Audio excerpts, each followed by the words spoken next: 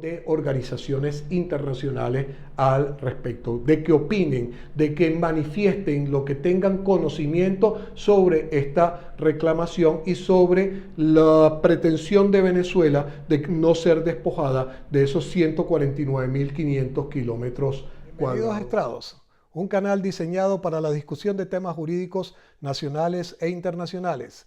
Para estar al tanto de nuestros contenidos, suscríbete a nuestro canal. Gracias. Bienvenidos todos. Les habla Antonio Bello Lozano Márquez y en esta oportunidad vamos a tratar un nuevo tema de derecho constitucional. En este caso, un tema de muchísimo interés para la República de Venezuela, como lo es la reclamación del Esequibo. Específicamente, ¿por qué?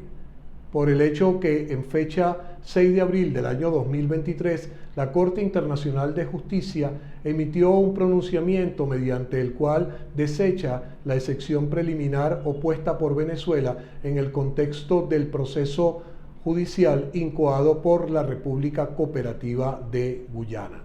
En este sentido, es necesario hacer una cronología de distintos aspectos que se han suscitado en este caso. Así tenemos que en fecha 3 de octubre de 1899 se suscribió un laudo entre la colonia de la Guayana Británica, representada en aquel momento por la Gran Bretaña, por el Reino Unido, y los Estados Unidos de Venezuela, que era la denominación que para aquel entonces tenía la hoy actual República Bolivariana de Venezuela.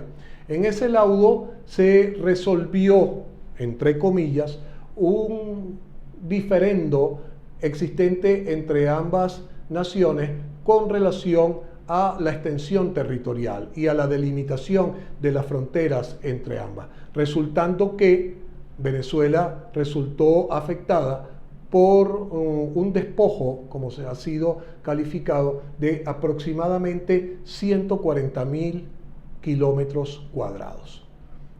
Una extensión muy amplia, una extensión muy grande y donde se tiene certeza y amplio conocimiento de que es un territorio donde existen yacimientos de petróleo, donde existen diversos minerales de importante riqueza económica y que pueden contribuir al desarrollo de la nación.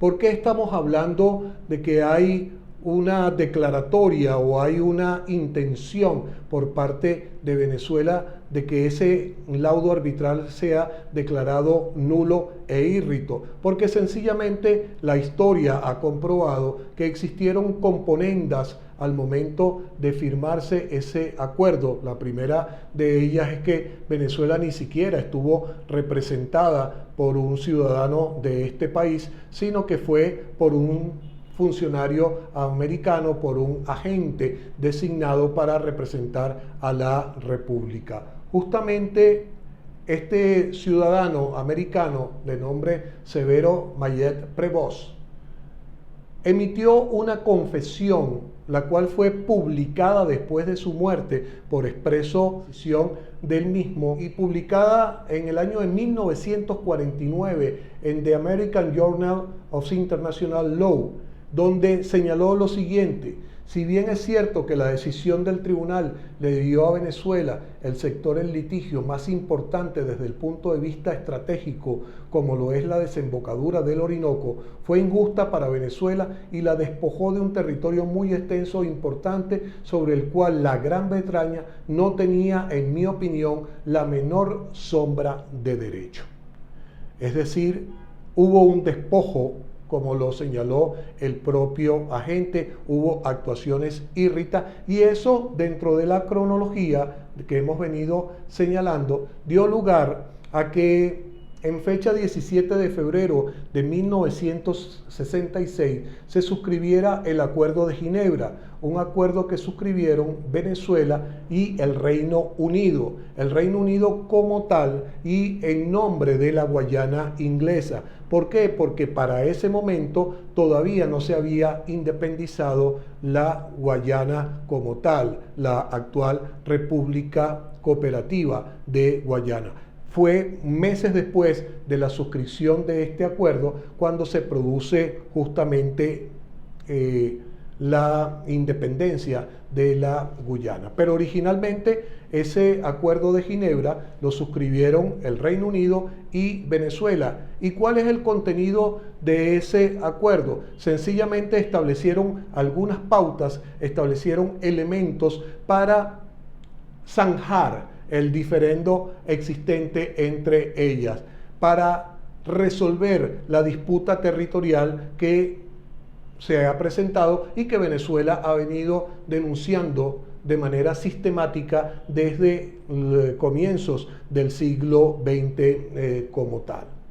En ese acuerdo de Ginebra se establecieron diferentes elementos, como ya he mencionado, y el último que allí se indica es conferir al secretario general de las Naciones Unidas la facultad de elegir, de seleccionar el medio para la resolución de la controversia. Pues bien, el secretario general de las Naciones Unidas, Antonio Guterres, en resolución del 30 de enero del 2018, estableció que la controversia existente debe solucionarse por vía judicial en la Corte Internacional de Justicia.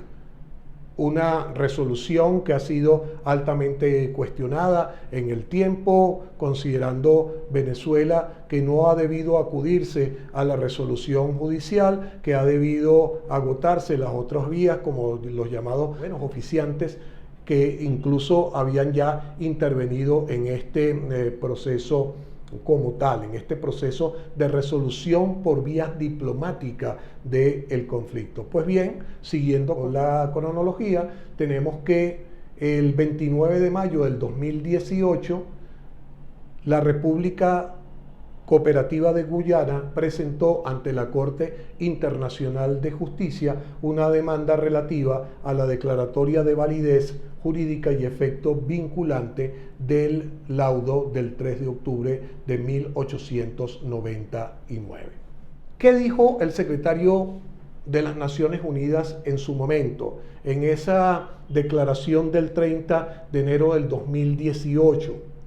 Que analizado detenidamente lo acontecido en el transcurso de 2017 en el proceso de buenos oficios y llegada a la conclusión de que no se ha alcanzado proceso significativo en llegar a una solución de la controversia, por consiguiente, este secretario general ha cumplido con la responsabilidad que le ha correspondido dentro del marco establecido por su predecesor en diciembre del 2016 y ha escogido la Corte Internacional de Justicia como el medio a ser utilizado para la resolución de la controversia.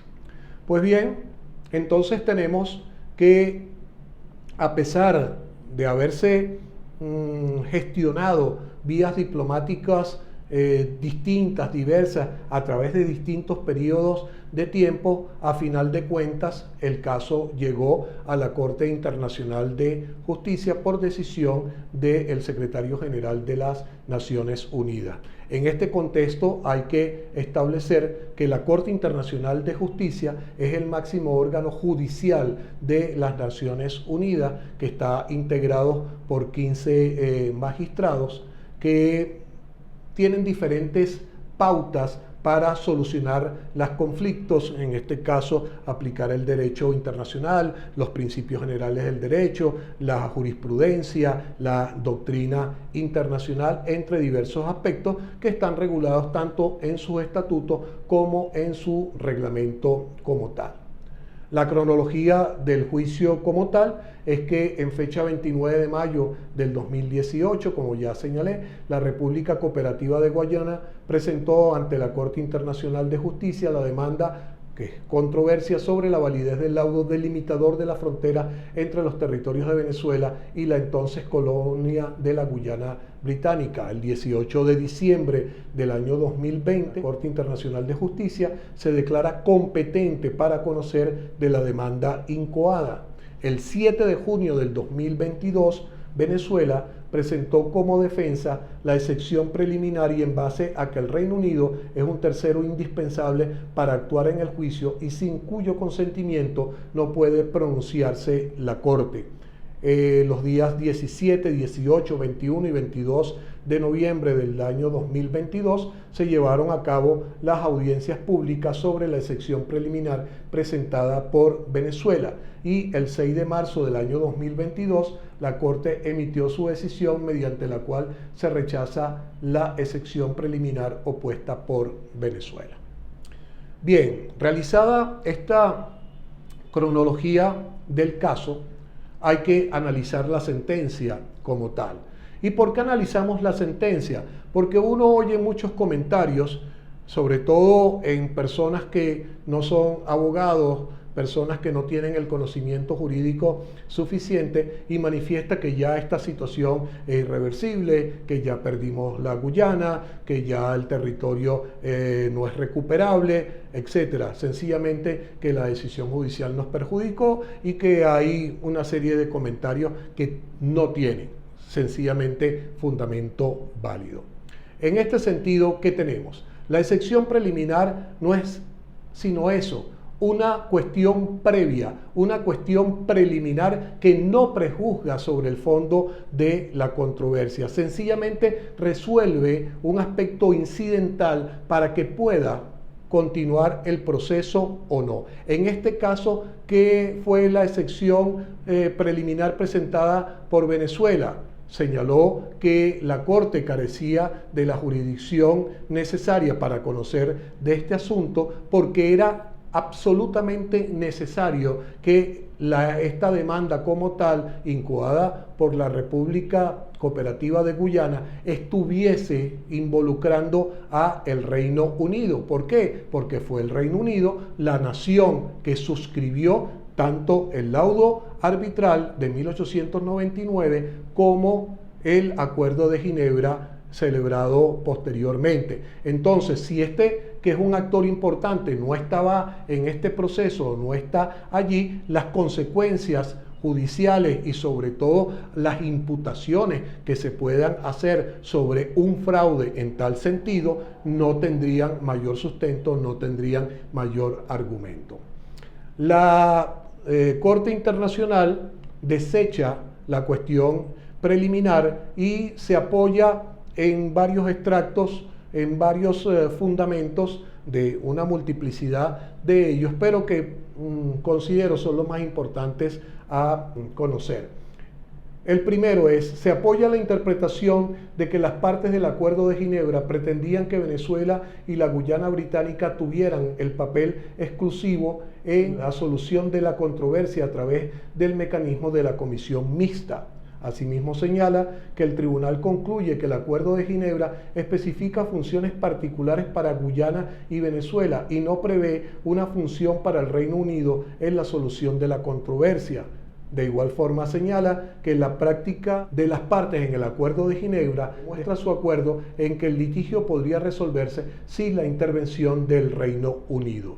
Pero al final señala lo siguiente: en estas circunstancias el tribunal considera que el principio del oro monetario no entra en juego en este caso. El principio del oro monetario fue el precedente alegado por Venezuela para fundamentar su excepción preliminar. De ello se desprende que incluso si el tribunal en su sentencia sobre el fondo tuviera que pronunciarse sobre determinados comportamientos del Reino Unido que no pueden determinarse en la actualidad, ello no impediría al tribunal ejercer su competencia. Es decir, en mi concepto dejó abierta una ventana de que el Reino Unido sí puede estar presente dentro de ese proceso. Sencillamente lo que declaró fue que sí tenía competencia para conocer de ese asunto y que de manera preliminar la falta de presencia del Reino Unido no determinaba la falta de jurisdicción de la Corte. Pero repito, señala que sí el Reino Unido pudiera ser parte, puede ser sujeto procesal en este juicio como tal. De allí que son varias las consideraciones, las conclusiones que se deben tener en cuenta.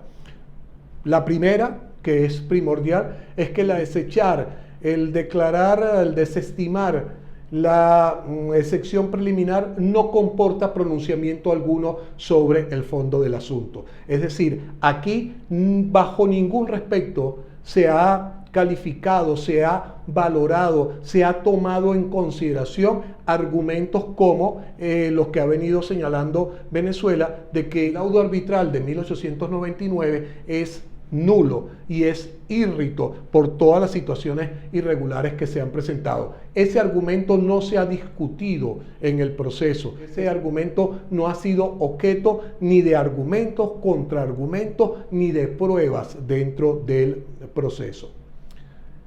Dentro del proceso como tal, y que está regulado tanto por el estatuto de la Corte como por su reglamento, observamos que allí hay dos fases. Una fase escrita donde se presentan justamente las consideraciones del caso. Hay una demanda que ya fue presentada, una excepción preliminar que ya fue presentada, y ahora viene la fase de presentar lo que se llama la contramemoria, lo que en términos procesales sería el escrito de descargo, el escrito de contestación de esa demanda. Es allí donde se va a alegar la nulidad, donde se va a alegar los fundamentos en los cuales se sustenta esa especie o ese alegato de que es írrito y que hubo irregularidades en la suscripción del laudo arbitral, en la resolución del laudo arbitral como tal. Se van a exponer los hechos, se puede reconvenir, es decir, se puede contrademandar y se puede solicitar una intervención de tercero. Intervención de tercero que puede ser la del propio Reino Unido que se ha traído al juicio, ya no por vía de la excepción preliminar, sino por vía de que él fue un sujeto importante, de que fue un sujeto que participó y que es un sujeto que tiene cualidad y que tiene responsabilidad en ese laudo arbitral y en el posterior acuerdo de Ginebra. Después viene una fase oral, donde en el procedimiento se va a realizar todo lo que corresponde a la actividad probatoria, la cual tiene diversos medios previstos en el estatuto y en el reglamento. Esos medios son testigos, esos medios son pericias, esos medios son documentos, etc. Hay un importante material probatorio en este sentido que se va a consignar en su oportunidad para que sea valorado, así como también hay una especie de prueba de informes en la cual se requiere la opinión de organizaciones internacionales al respecto, de que opinen, de que manifiesten lo que tengan conocimiento sobre esta reclamación y sobre la pretensión de Venezuela de no ser despojada de esos 149.500 kilómetros cuadrados como tal. Es decir, estamos en un proceso que, a pesar del largo tiempo transcurrido desde la interposición de la demanda en el año 2018, sin embargo, recién podemos decir que está comenzando. Allí habrá que realizar los argumentos de manera clara, de manera contundente y traer los medios de prueba necesarios. Como todo litigio, es también de señalar que en este caso los estatutos y el reglamento de la Corte no prevén una instancia de apelación. Sin embargo, las sentencias que se dicten de ser negativas pueden ser objeto de revisión con los argumentos que se presenten en el caso.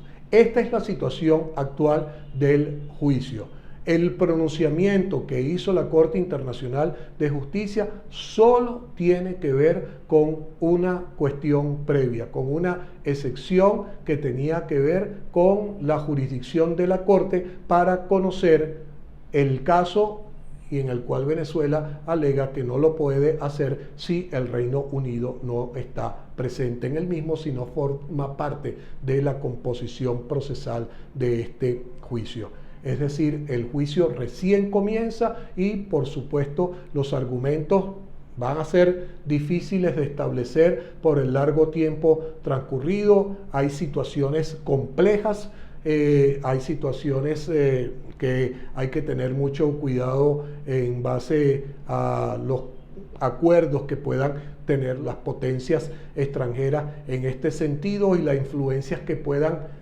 ejercer sobre la Corte. Esperamos que la Corte sea imparcial, que la Corte sea justa y emita una decisión clara y contundente que anule el laudo arbitral y restituya la soberanía territorial de el Esequibo a la República de Venezuela. Esta era la intención, tener en cuenta a través de esta disertación de la información correcta, de la información clara y no hacer caso muchas oportunidades a informaciones que no tienen fundamento o que no son precisas. Muchas gracias por su atención.